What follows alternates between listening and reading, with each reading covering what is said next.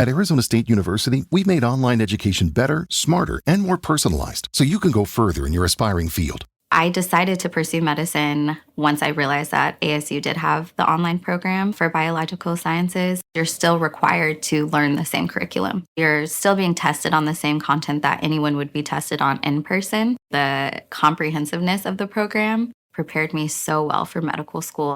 Explore over 350 plus programs at asuonline.asu.edu. And I was talking about people that went because they felt very strongly about the monument to Robert E. Lee, a great general. Whether you like it or not, he was one of the great generals. I've spoken to many generals here, right at the White House, and many people thought of the generals. They think that he was maybe their favorite general. People were there protesting the taking down of the monument of Robert E. Lee. Everybody knows that. So Robert E. Lee was a great general. And Abraham Lincoln developed a phobia. He couldn't beat Robert E. Lee. He was going crazy. I don't know if you know this story, but Robert E. Lee was winning battle after battle after battle. And Abraham Lincoln came home. He said, I can't beat Robert E. Lee. And he had all of these generals. They looked great. They were the top of their class at West Point. They were the greatest people. There's only one problem. They didn't know how the hell to win. They didn't know how to fight. They didn't know how. And one day, it was looking really bad. And Lincoln just said, you hardly knew his name. And they said, don't take him. He's got a drinking problem. And Lincoln said, I don't care what problem he has, you guys aren't winning. And his name was Grant, General Grant. I just want to take a word about this quote. I think there are a good many of you people here, both photographers and representatives of the press, have been going into my office for the past 4.5 years, occasionally. No doubt you've noticed that on the walls there are the prints of 4 men. Men that I consider, in my book, are about the 4 top Americans of the past. They are Franklin, Washington, Lincoln, and Lee. And anybody who ever tries to put me in any other relationship with respect to General Lee is mistaken. Dear Mr. President, at the Republication Convention, I heard you mention that you have the pictures of 4 great Americans in your office, and that included in these is a picture of Robert E. Lee. I do not understand how any American can include Robert E. Lee as a person to be emulated, and why the President of the United States of America should do so is certainly beyond me. The most outstanding thing that Robert E. Lee did was to devote his best efforts to the destruction of the United States government, and I am sure that you do not say that a person who tries to destroy our government is worthy of being held as one of our heroes. Will you please tell me just why you hold him in such high esteem? Sincerely yours, Leon W. Scott. Dear Dr. Scott, respecting your August 1st inquiry, calling attention to my often expressed admiration for General Robert E. Lee, I would say, first, that we need to understand that at the time of the war between the states, the issue of secession had remained unresolved for more than 70 years. Men of probity, character, public standing, and unquestioned loyalty, both North and South, had disagreed over this issue as a matter of principle from the day our Constitution was adopted. General Robert E. Lee was, in my estimation, one of the supremely gifted men produced by our nation. He believed unswervingly in the constitutional validity of his cause, which, until 1865, was still an arguable question in America. He was a poised and inspiring leader, true to the high trust reposed in him by millions of his fellow citizens. He was thoughtful, yet demanding of his officers and men, forbearing with captured enemies, but ingenious, unrelenting, and personally courageous in battle, and never disheartened by a reverse or obstacle. Through all his many trials, he remained selfless almost to a fault, and unfailing in his faith in God. Taken altogether, he was noble as a leader and as a man, and unsullied as I read the pages of our history. From deep conviction, I simply say this: A nation of men of Lee's caliber would be unconquerable in spirit and soul. Indeed, to the degree that present-day American youth will strive to emulate his rare qualities, including his devotion to this land as revealed in his painstaking efforts to help heal the nation's wounds once the bitter struggle was over. We, in our own time of danger in a divided world, will be strengthened and our love of freedom sustained. Such are the reasons that I proudly display the picture of this great American on my office wall. Sincerely, Dwight D. Eisenhower. You had people in that group that were there to protest the taking down of, to them, a very, very important statue and the renaming of a park from Robert E. Lee to another name. Robert E. Lee are not the same. Well, no, George Washington was a slave owner. Was George Washington a slave owner? So will George Washington now lose his status? Are we going to take down, are we going to take down statues to George Washington? How about Thomas Jefferson? What do you think of Thomas Jefferson? You like him? Okay, good. Are we going to take down the statue? Because he was a major slave owner. Now we're going to take down his statue. So you know what? It's fine. You're changing history. You're changing culture.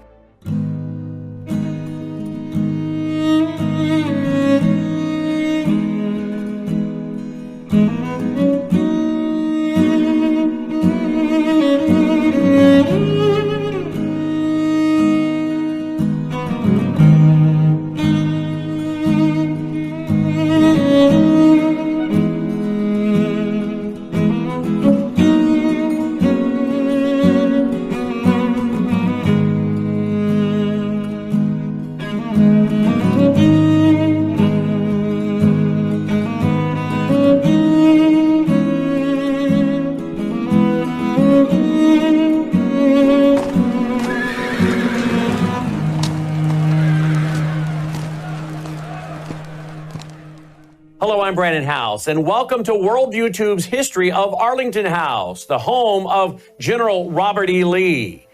The Arlington House, it's a historic Greek revival mansion nestled within Arlington National Cemetery in Virginia. It overlooks the Potomac River and Washington, D.C. The house was built between 1802 and 1818 by George Washington Parke Custis, the step-grandson of George Washington. This house was designed as a living memorial to the nation's first president.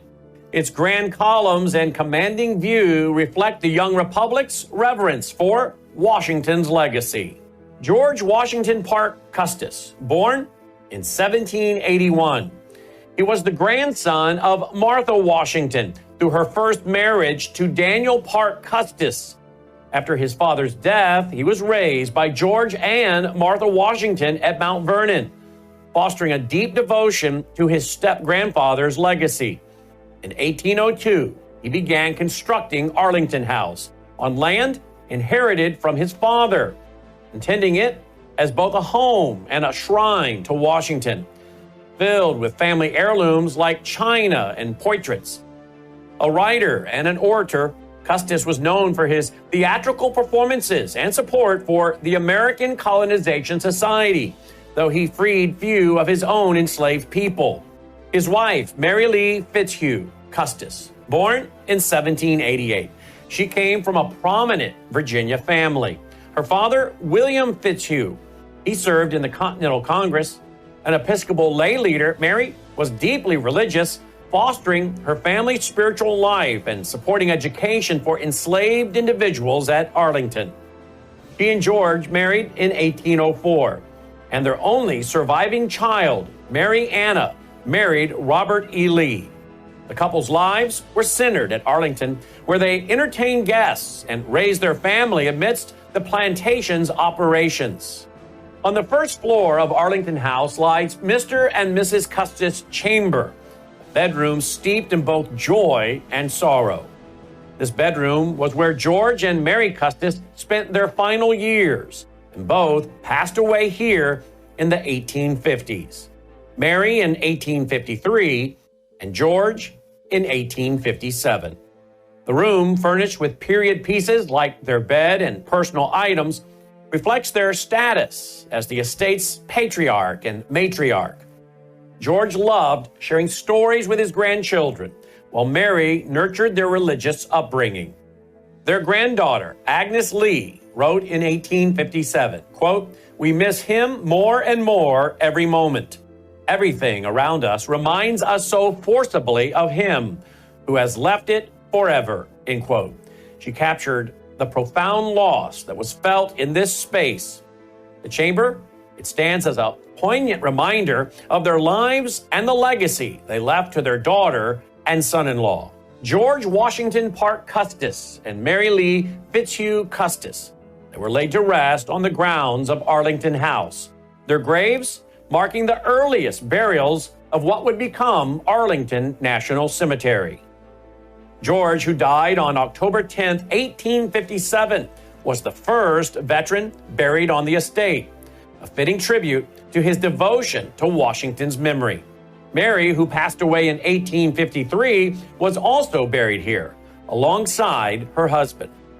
Their graves, located near the mansion, well, they symbolize the deep connection between the Custis family and the land that they shaped. These burials predate the cemetery's official establishment in 1864, when Union soldiers began to be interned on the grounds, thus transforming the estate into a national memorial. Well, it's raining here today at Arlington National Cemetery. We've just been visiting the Arlington House, what is also known as the home of Robert E. Lee, but it was actually founded by his father-in-law and mother-in-law. After some searching, we found their burial plot. George Washington Parke Custis. He was the grandson of Martha Washington, the wife, obviously, of President George Washington.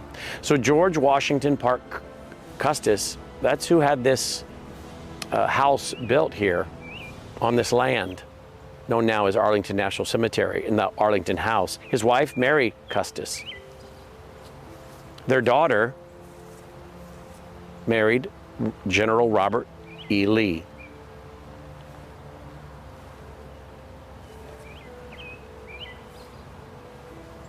In 1857, the estate passed to the daughter of Mr. Custis, Mary Anna Randolph Custis, who married Robert E. Lee in 1831. For 30 years, the Lees called Arlington home, raising their 7 children here. Yet, this was also a plantation dependent on labor of nearly 100 enslaved individuals, whose stories are integral to understanding this place. In April of 1861, as the Civil War loomed, Robert E. Lee faced a heart-wrenching decision right here: to lead the U.S. Army or join his native Virginia. His choice to resign and command Confederate forces marked a turning point, not just for him, but for this house and the land. Seized by Union forces in May of 1861, the estate became a military outpost, and by 1864, burials began on its grounds, birthing Arlington National Cemetery. After the war, the house fell into disrepair until Congress authorized its restoration in 1925. In 1955, it was designated the Custis Lee Mansion, honoring Lee's efforts to heal a divided nation. Today, managed by the National Park Service, Arlington House invites us to explore its rooms, reflect on themes of duty, sacrifice, citizenship, loyalty, slavery, and freedom. So, join us on this journey through history.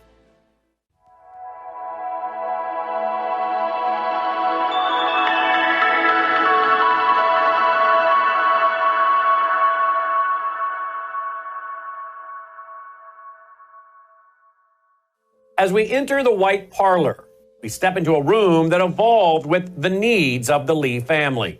Originally a storage space, painting studio, and a playroom for the Lee children, it was transformed in 1855 by Robert E. Lee into the main parlor for entertaining guests. The elegant white decor with period furnishings like upholstered chairs and ornate tables, well, it reflects the family's social aspirations. This room was a hub of hospitality where the Lees welcomed neighbors, dignitaries, and friends. Imagine the laughter of children echoing here in its early days, contrasted with the formal gatherings of the 1850s as the nation edged toward conflict. The parlor's transformation, well, it mirrors the Lees and their efforts to maintain grace and stability in turbulent times. Moving to the family parlor, we stand in a space rich with personal and historical significance. It was here on June 30th, 1831, that Robert E. Lee and Mary Custis exchanged vows, beginning their life together. A portrait of Mary, painted in her youth, well, it hangs above the fireplace.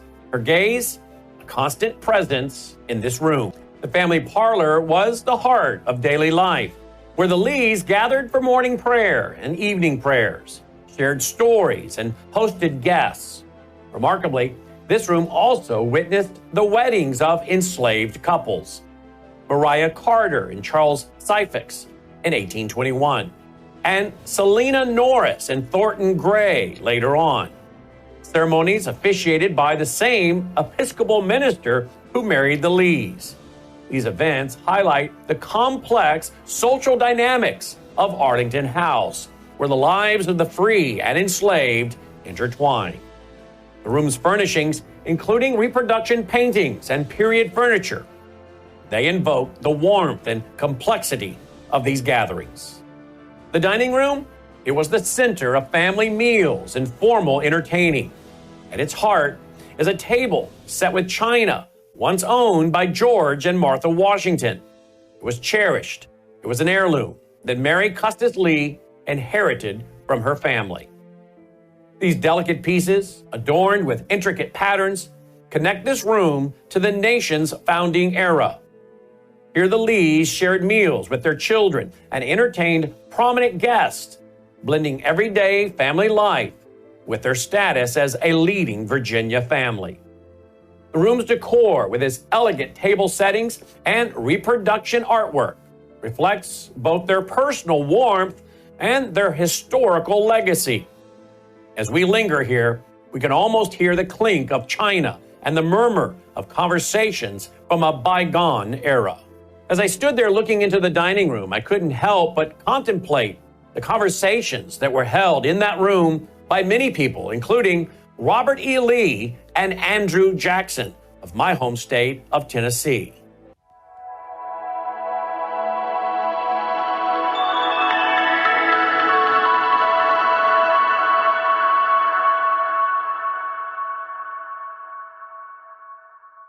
Hello, I'm Brandon House. I want to thank you for all your support at WVWFoundation.com that helps make possible pushing out 24/7 content for free.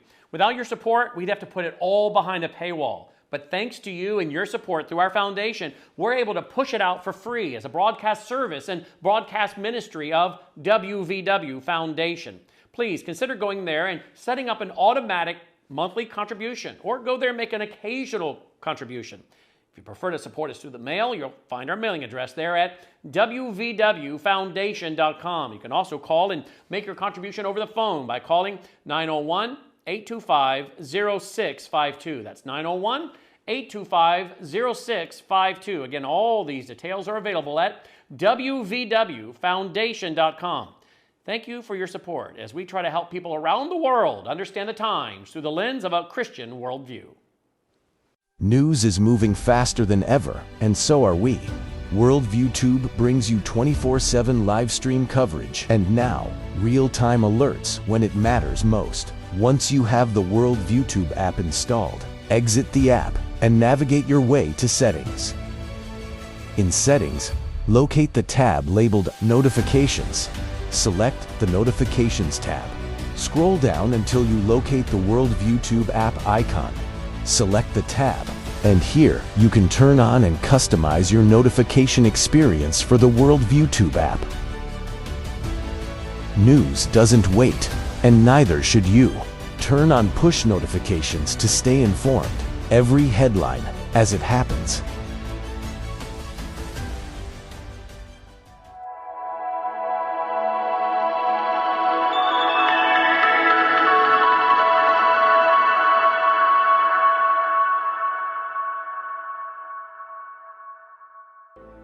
In the morning room, located in the south wing, we encounter a space that adapted to the creative and practical needs of its occupants.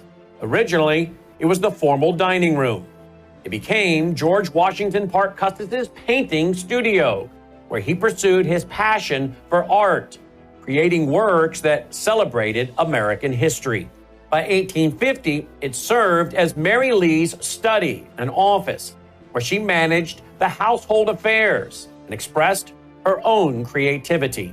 The room's furnishings, including a writing desk and period art supplies, reflects its dual role as a space for both artistic expression and estate management. Mary's presence here underscores her role as a capable partner to Robert E. Lee. She oversaw the plantation during his frequent military assignments. The office and studio. It is a room of profound historical weight. It was here, at this very desk, that Robert E. Lee penned his resignation letter from the U.S. Army on April 20th, 1861.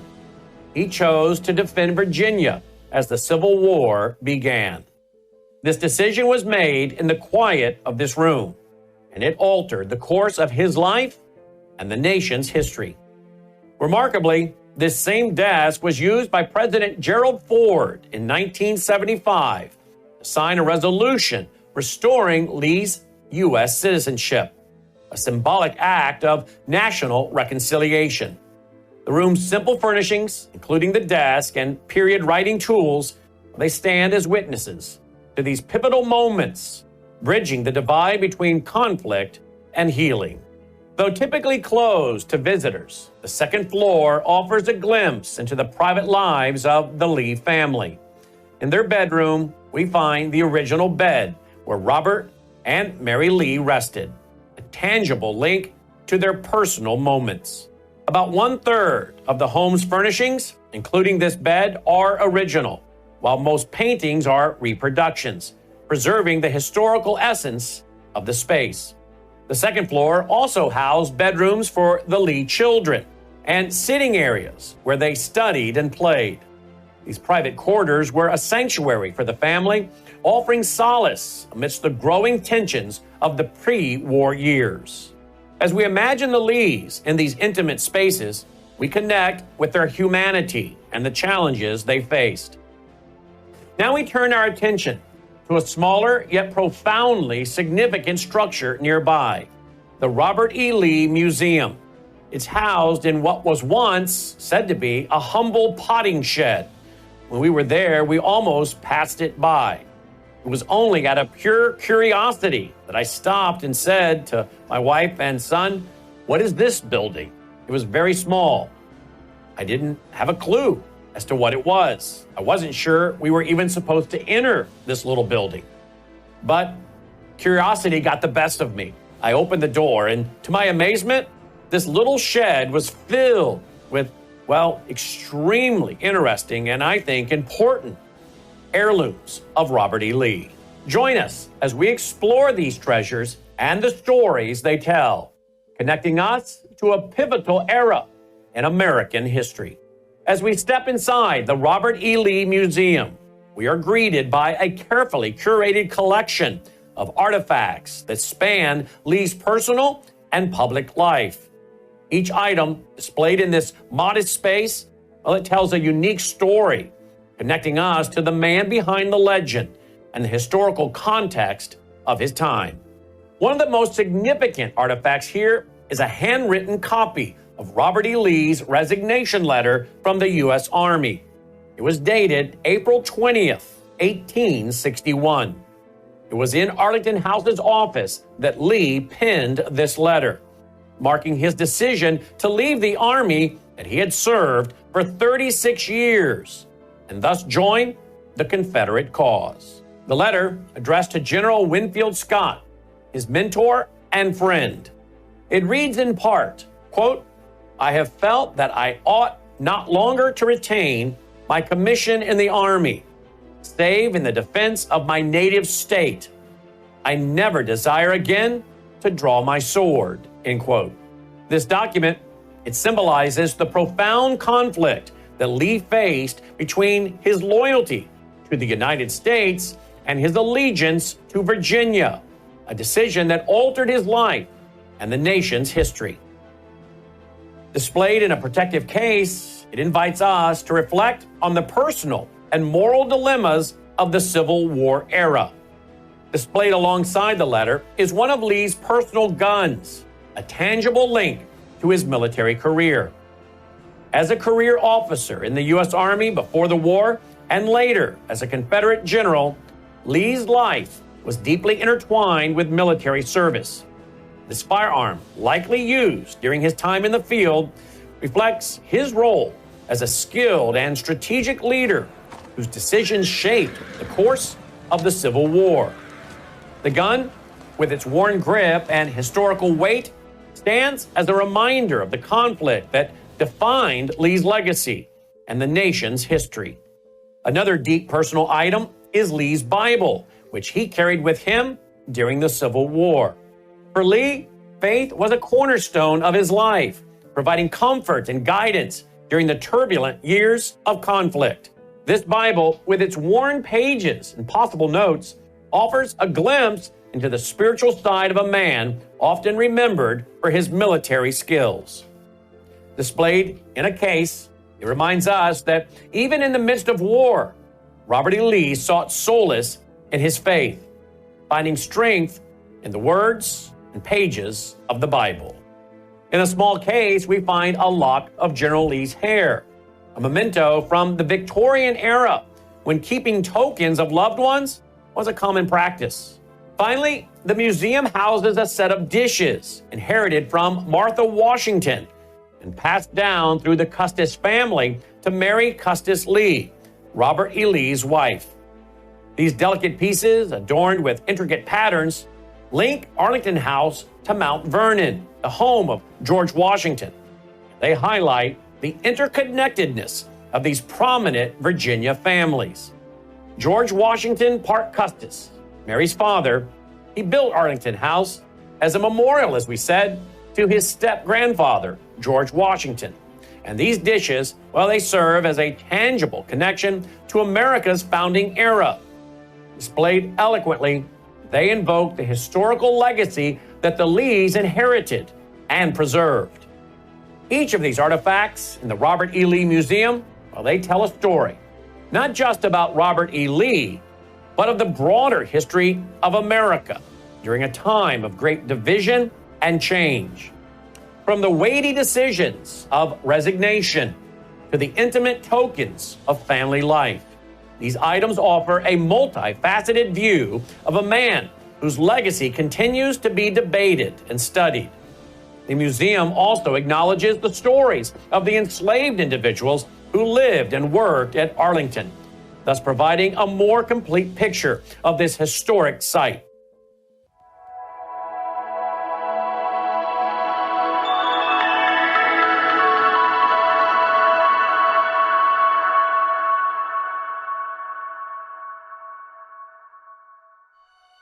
True beauty isn't applied. It's nourished from within. Bella Grace Elixir, a luxurious, scientifically crafted blend designed to restore radiance, vitality, and strength at a cellular level. At the heart of Bella Grace Elixir lies cat's claw, a powerful herb from the Amazon known for its ability to control inflammation and protect collagen. With Verisol collagen peptides, it goes beyond the surface, stimulating your body's natural collagen production to reduce fine lines, improve skin elasticity, and promote real, visible change. Bella Grace Elixir doesn't stop at collagen. It includes astaxanthin, one of nature's most powerful antioxidants. 6,000 times stronger than vitamin C, astaxanthin protects your skin from harmful UV rays and environmental stress, while locking in hydration and promoting a radiant, youthful glow. Experience the power of nature with Bella Grace Elixir at melissahousebg.com. Discover the science behind Bella Grace Elixir at melissahousebg.com. Read powerful testimonials from doctors and real customers who've experienced life-changing results, and explore other wellness products from Bella Grace. Bella Grace Elixir is more than just a product. It's a solution.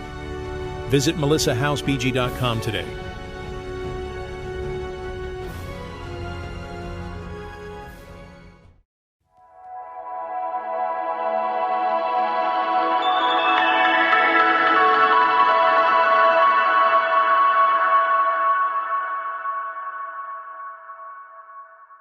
Upon the death of George Custis in 1857, Robert E. Lee became executor of his estate and thus inherited nearly 200 enslaved people across Arlington, White House, and Roman Coke plantations. The will of Mr. Custis mandated their emancipation within 5 years, but the estate was burdened with significant debts. Lee was tasked with stabilizing the finances of the plantation, and thus, sometimes, he hired out the slaves to separate families, which led to resistance from those aware of their impending freedom. He petitioned courts to extend his control, believing more time was needed to clear the debts. In 1863, Lee fulfilled the will's terms, freeing the slaves just after the Emancipation Proclamation. Lee's views on slavery, they were complex, but they were also reflective of his time. In a December 27, 1856 letter to his wife, Lee wrote, quote, "There are few, I believe, in this enlightened age who will not acknowledge that slavery as an institution is a moral and political evil in any country," end quote. At the end of the war, Lee expressed relief at slavery's end, stating in an 1865 letter to his cousin Marquis Williams, quote, "I am rejoiced that slavery is abolished. I believe it will be greatly for the interest of the South," end quote. These quotes reveal a man torn between personal morality and societal norms, navigating the economic realities of a debt-ridden plantation as well. Selina Norris Gray, born in 1823. She was a second-generation enslaved woman at Arlington House, daughter of Leonard and Sally Norris. As Mary Custis Lee's personal maid and later head housekeeper, she played a pivotal role during the Civil War.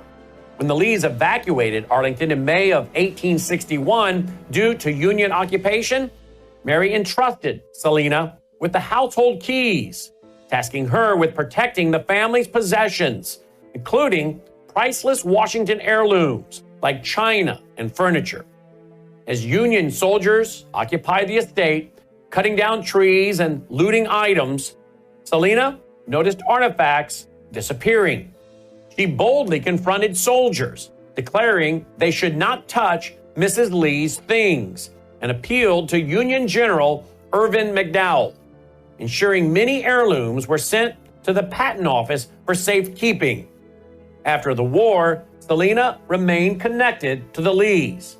In November of 1872, he wrote to Mary Custis Lee, describing Arlington's transformation. Quote, "It is a most lovely place.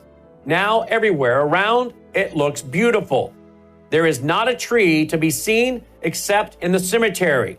Your things at the time of the war was taken away by everybody," end quote.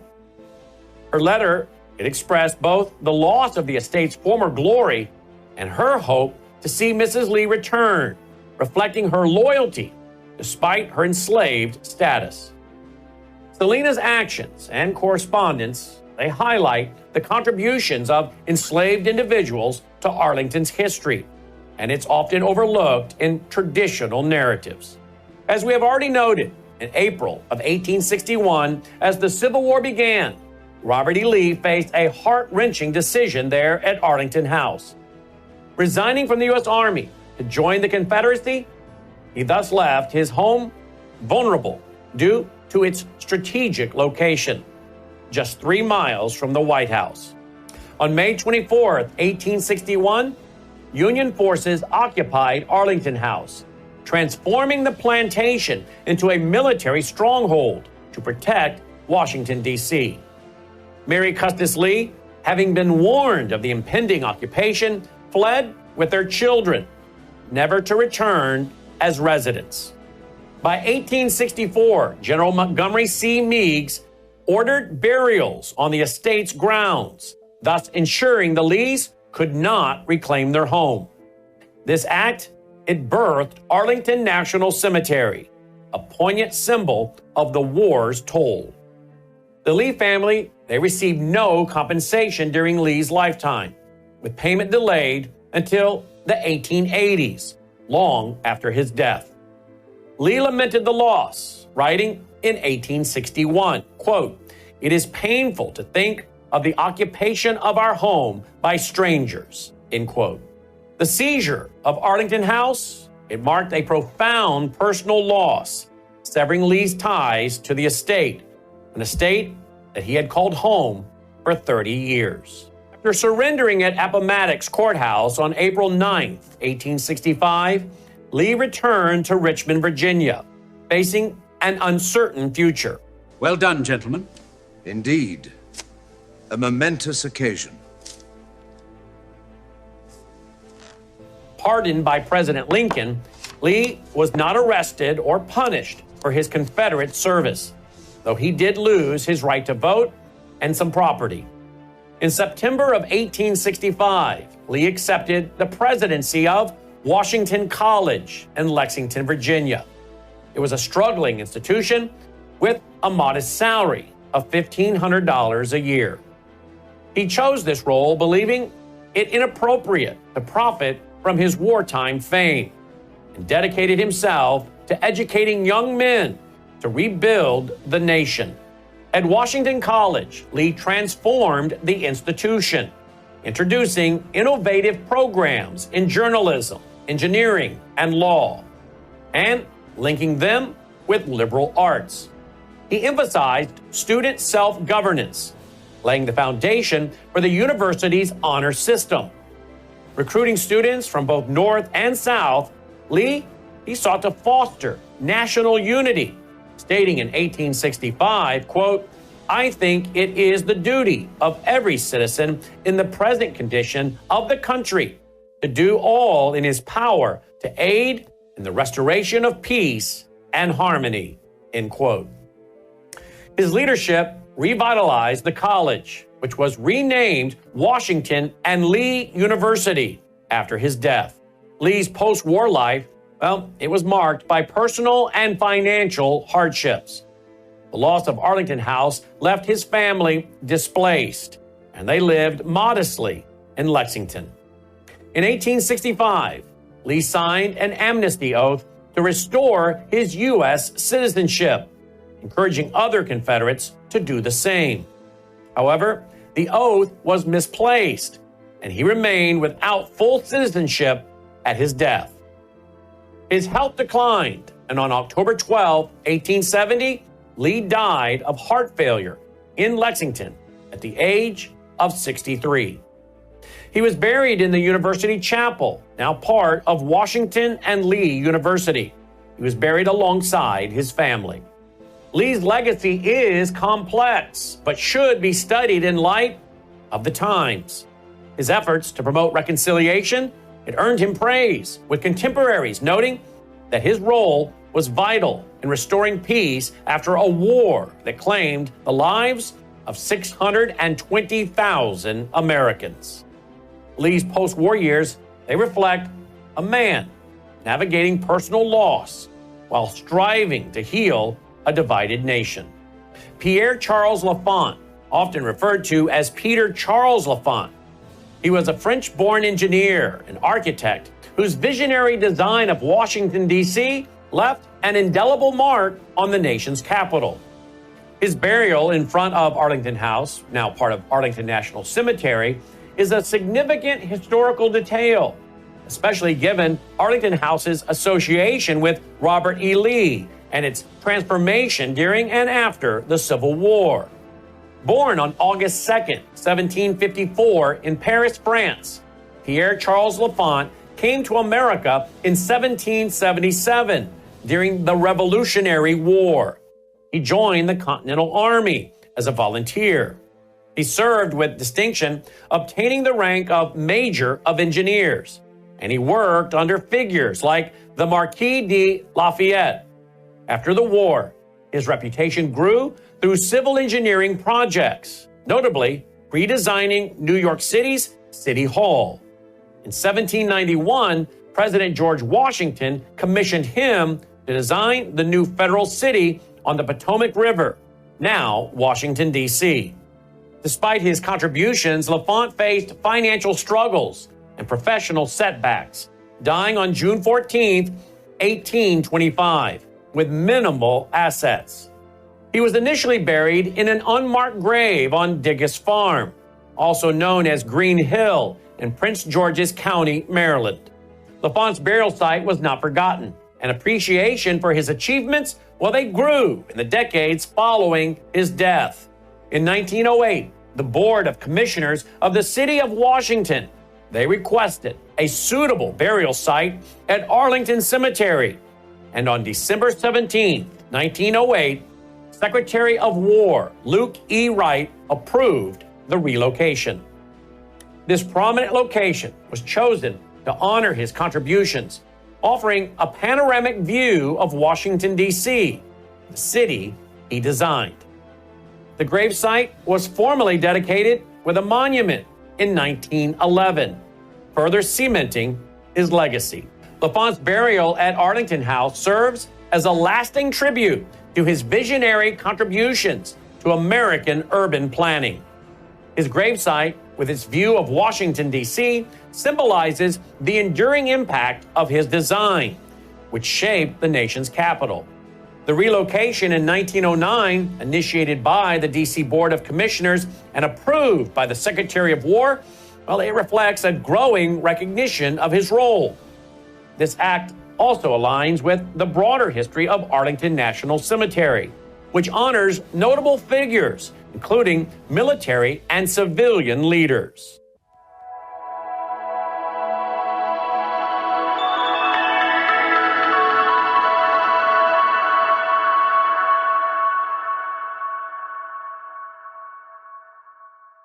I'll tell you one little quick story. We had a Worldview weekend client who lived in California, lost their house. Very wealthy guy.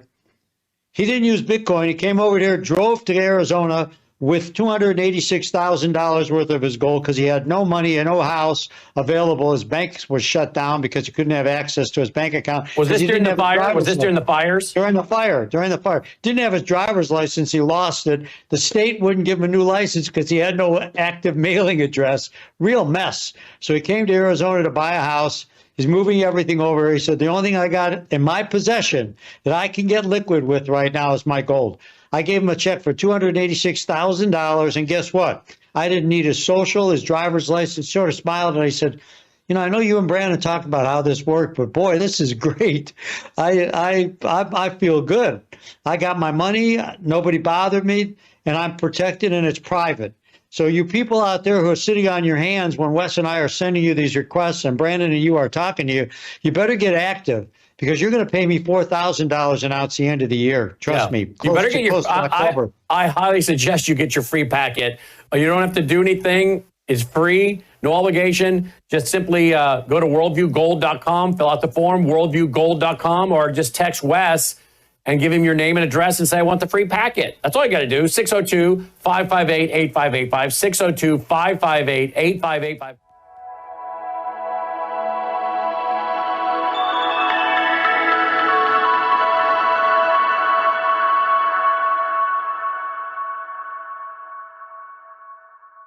Robert E. Lee's loss of Arlington House was a profound personal blow, yet it did not define his final years. As president of Washington College, Lee channeled his energies into education, fostering reconciliation, and shaping a new generation. Despite losing his home, voting rights, and facing health challenges, Lee's commitment to unity, well, it left a lasting impact. His death in 1870, it marked the end of a life dedicated to rebuilding. But debates about his legacy persist, reflecting the complexities of America's Civil War era. Arlington House, now a national memorial. It stands as a reminder of both loss and resilience, inviting us to reflect on a pivotal challenge in America's history. Arlington House, it is more than a historic home.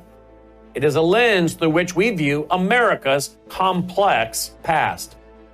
The lives of George and Mary Custis intertwined with Washington's legacy, while it shaped the estate's early years. The deaths of Mr. and Mrs. Custis and their burials on the grounds marked the beginning of Arlington's transformation into a national cemetery.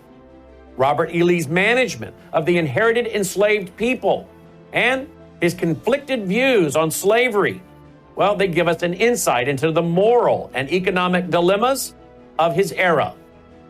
Selina Gray's courage in preserving the Lee family's possessions and her post-war correspondence with Mary Custis Lee, well, that underscores the vital roles played by enslaved individuals, and yet what was clearly a unique and special relationship between the two. Today, Arlington House invites us to reflect on duty, sacrifice, slavery, freedom, and the full spectrum of American history. And yet, I'm afraid the full spectrum of American history is often not being considered when the topic is Robert E. Lee. Sadly, revisionist historians are leaving out the complexities of the issues of the day, the moral dilemmas, and even the serious and personal convictions that Robert E. Lee himself had about slavery. Sadly, many of the prominent historical figures of the South are maligned, and their stories are used to divide Americans. You see, many of these figures, they believe strongly in state rights. They believe strongly in the 10th Amendment of the U.S. Constitution. Powers the federal government has are limited and expressed, and the unlisted powers belong to the states and respective people thereof. Many individuals, like Robert E. Lee, saw the states, in his case Virginia, as a sovereign state, and believed that the role of the federal government should indeed be limited. Sadly, often when figures like Robert E. Lee are discussed, these facts are left out of the discussion. And thus, great American men like Robert E. Lee are diminished, and their true concerns about what the Civil War was really all about are wiped away. But that is the goal of progressives, of Marxists, who want a strong federal government that overshadows state rights and individual liberties and freedom. Robert E. Lee, indeed, an American historical figure that should be studied in the context of his times and his complete worldview. Thank you for joining us for Worldview Tube's history of the Arlington House and Robert E. Lee.